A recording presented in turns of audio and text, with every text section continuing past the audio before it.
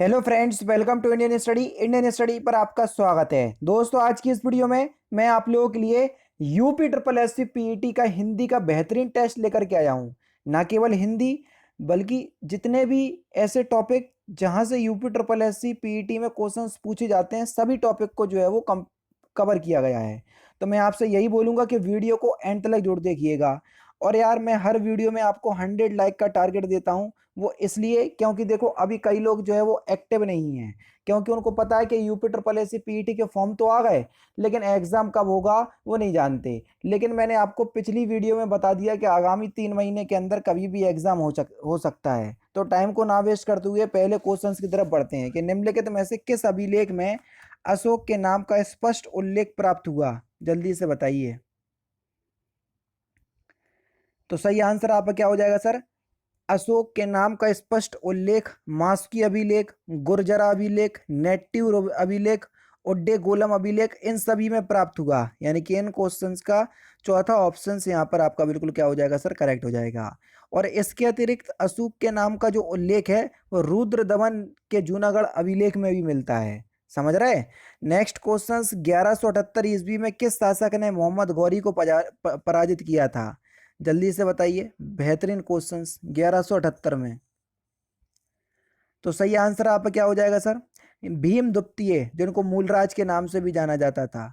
भीम द्वितीय ने मोहम्मद गौरी को पराजित किया था 1178 ईस्वी में। ठीक है। और मोहम्मद गौरी ने गुजरात पर आक्रमण किया, परंतु भीम द्वितीय ने अपनी योग्य और साहसी माता नायिका देवी के नेतृत्व में आबू पर्वत के निकट मोहम्मद गौरी को क्या किया था? पराजित किया था।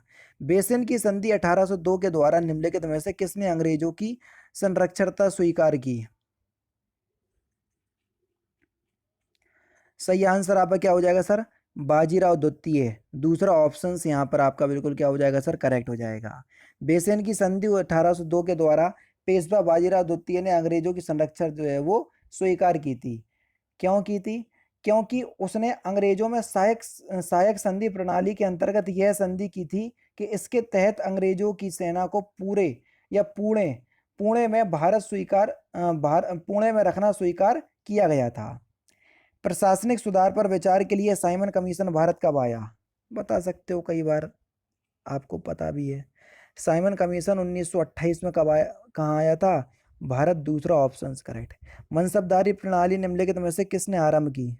मनसबदारी। तो सही आंसर आपका क्या हो जाएगा सर? मनसबदारी प्रणाली जो है वो किसने प्रारंभ की थी? अकबर ने। और मनसबदारी प्रणाली क्या होती थी? जिसमें एक मनसबदार जो है वो अपनी अपनी श्रेणियों और मनसब यानी कि पद के अनुसार घुड़सवार सैनिक रखता था। समझ रहे? दूसरा ऑप्शन करेक्ट।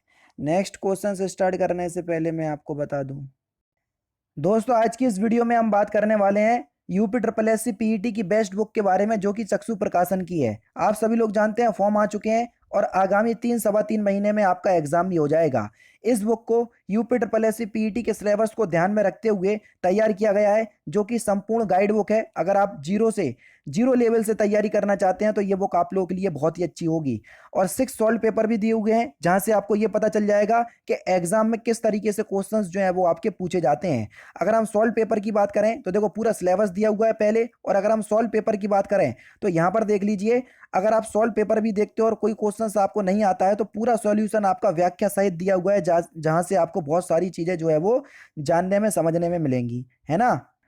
और जब UP triple S C PET की संपूर्ण गाइड बुक, जो कि जीरो लेवल से आप तैयारी कर रहे हैं, जब तैयारी हो जाए तो देखो, इनकी प्रैक्टिस सेट बुक भी आती है, जिसमें 20 प्रैक्टिस सेट जो है वो इस तरीके से डिजाइन किए गए हैं जैसा कि आपका UP triple S C PET के एग्जाम में पूछे जाता है। तो यहां से आप लोगों की तैयारी जो है वो बहुत ही ज्यादा बेहतर हो जाएगी। डिस्क्रिप्शन में लिंक दिया हुआ है, वहां से आप परचेस कर सकते हो, नहीं तो नजदीकी बुक स्टोर से जाकर के UP triple S C PET की चक्षु प्रकाशन की बुक जो है वो परचेस कर सकते हो। जैसा भी आपको ठीक लगा, दोनों ही ऑप्शंस मैंने आपको दे दीजिए। हाँ, अगर आप परचेस करते हो डिस्क्रिप्शन में दिए गए लिंक से, तो आपको हो सकता है कि ऑनलाइन किसी ना किसी प्लेटफॉर्म पर डिस्काउंट देखने को मिल जाए। बाकी यही मैंने आपको बताना था, जो आप लोगों के लिए बेस्ट बुक थी वो मैंने आपको बता दी। नेक्स्ट क्वेश्चन देखो, भारतीय राष्ट्रीय आंदोलन से है। भारत छोड़ो आंदोलन के समय उत्तर प्रदेश के किस जिले में समानांतर सरकार की स्थापना की गई? बढ़िया क्वेश्चंस, जल्दी से बताओ। तो सही आंसर आपका क्या हो जाएगा सर? जल्दी से बताओ। तो आपका जो सही आंसर हो जाएगा वह हो जाएगा बलिया जिले में, दूसरा ऑप्शन करेक्ट। कौन से जिले में? बलिया जिले में, दूसरा ऑप्शन करेक्ट। वर्ष 1917 में चंपारण सत्याग्रह किस राज्य में प्रारंभ किया गया था? चंपारण सत्याग्रह बिहार में, तीसरा ऑप्शन यहाँ पर आपका बिल्कुल क्या हो जाएगा सर, क्या हो जाएगा, करेक्ट हो जाएगा। ठीक है ना। नेक्स्ट क्वेश्चन की तरफ चल रहे हैं। नेक्स्ट क्वेश्चन देख लीजिए। अंग्रेजों ने आज़ादी के लिए लड़ रहे भारतीय द्वारा उठाई गई शपथ की वे सिर्फ भारतीय निर्मित सामानों विशेष रूप से कपड़े का उपयोग करेंगे को फिल इन द ब्लैंक्स आंदोलन कहा जाता है। कौन सा आंदोलन कहा जाता है? आराम से आप लोग बता सकते हो। तो आपका जो सही आंसर हो जाएगा वह क्या हो जाएगा सर? स्वदेशी आंदोलन, तीसरा ऑप्शन करेक्ट। व्यक्तिगत सत्याग्रह की शुरुआत कब हुई? जल्दी से बताओ। व्यक्तिगत सत्याग्रह की शुरुआत, तो आपका जो सही आंसर हो जाएगा वह हो जाएगा आपका 1940 में, तीसरा ऑप्शन बिल्कुल करेक्ट हो जाएगा। व्यक्तिगत सत्याग्रह की शुरुआत जो है वो 17 अक्टूबर 1940 में हुई थी। प्रथम सत्याग्रही विनोबा भावे तथा दूसरे सत्याग्रही जो है वो जवाहरलाल नेहरू भी थे। ठीक है। एक अखिल इस्लामी आंदोलन तहरीक ए रेशमी रुमाल किस आंदोलन से शुरू हुआ था? तो सही आंसर हो जाएगा आपका देवबंद आंदोलन, जो कि 1867 के आसपास हुआ था, दूसरा ऑप्शन करेक्ट। ठीक है।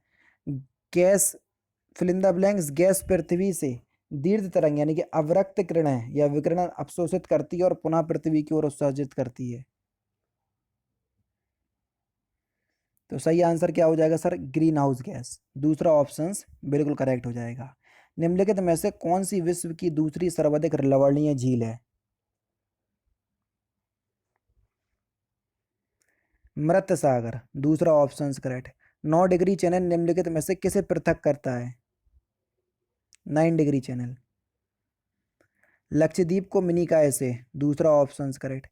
किस दिन पृथ्वी सूर्य से निकटतम दूरी पर होती है, सबसे कम दूरी पर?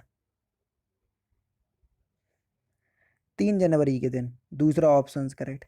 निम्नलिखित में से कौन सी नदी भ्रंश घाटी से होकर बहती है?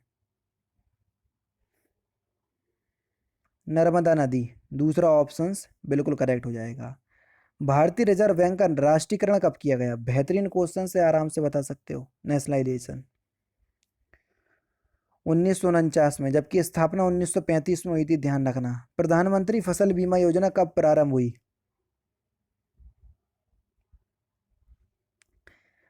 जनवरी 2016 में, पहला ऑप्शन करेक्ट।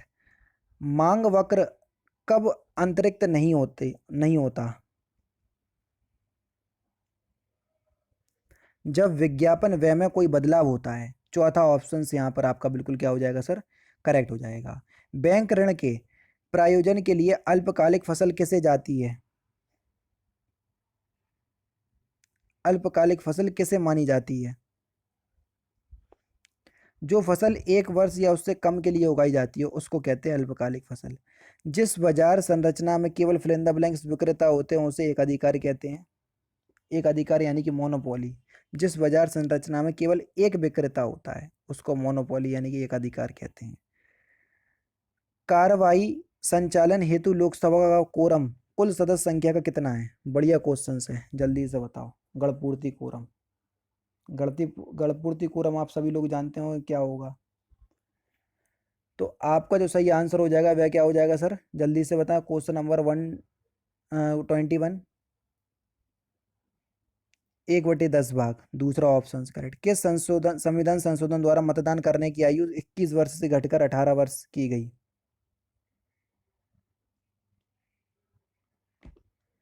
तो सही आंसर आपका क्या हो जाएगा सर? जल्दी से बताओ।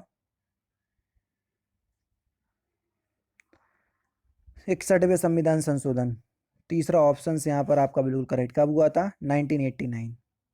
भारतीय संविधान में न्यायिक पुनर्विलोकन का प्रावधान किस देश के संविधान से लिया गया? बढ़िया क्वेश्चन। संयुक्त राज्य अमेरिका के संविधान से लिया गया, पहला ऑप्शन करेक्ट। कोई व्यक्ति भारत के राष्ट्रपति के पद पर कितनी बार चुना जा सकता है?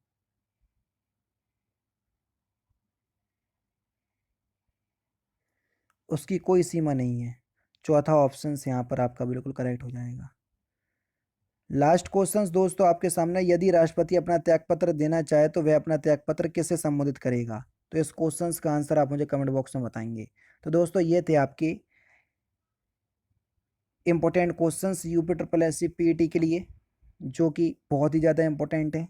क्लास दोस्तों अगर आपको अच्छी लगी तो प्लीज़ दोस्तों वीडियो को लाइक और शेयर जरूर कर दीजिएगा। बाकी मिलते हैं फिर नेक्स्ट क्लास में, नेक्स्ट सेशन में। जय हिंद, जय भारत।